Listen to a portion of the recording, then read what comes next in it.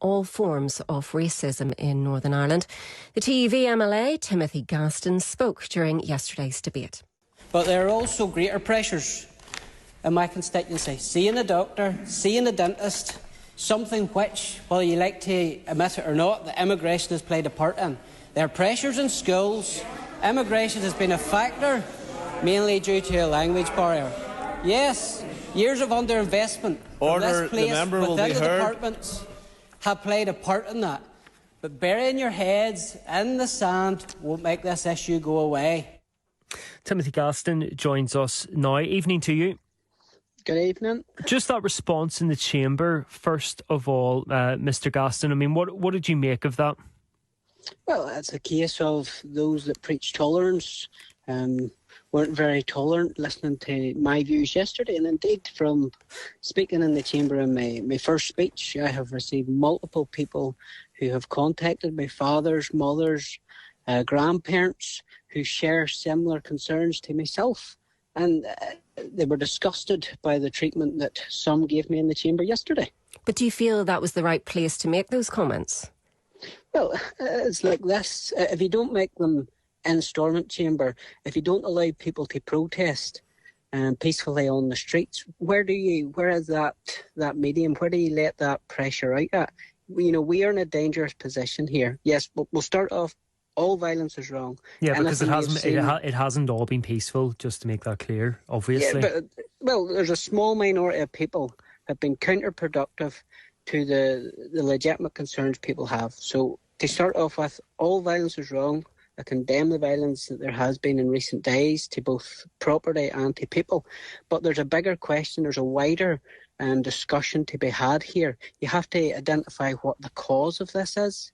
Because if you bury your head and don't look at the cause of what this is causing this frustration, then the situation is going to escalate and escalate further, and that is my concern. Isn't the cause, though, lack of leadership at Stormont, a lack of Stormont for many years, lack of coherent policy on the likes of housing, lack of proper funding in healthcare, in the workforce? I mean, surely all roads lead back to Stormont, and that's certainly what we've been hearing from plenty of the people we've spoken to in this programme over the last 5 days.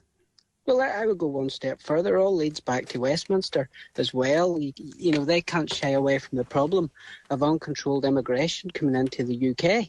And that is part of the problem that's causing this unease and unrest right throughout Great Britain and throughout Northern Ireland as well. But you now have an MP sitting in Westminster to put those concerns to them. You are now the MLA sitting in Stormont. So what would you personally and practically be doing to address those concerns? Well, if you look at Jim's first speech in Westminster, he got to the crux of the issue. When he got to his feet.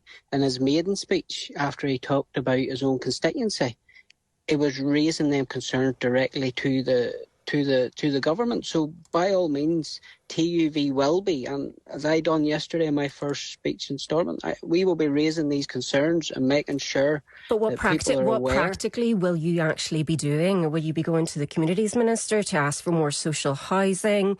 Like, what is your actual policy to address this, as opposed to just raising concerns on migration? Well, for years, I've been a councillor before I stepped into this role.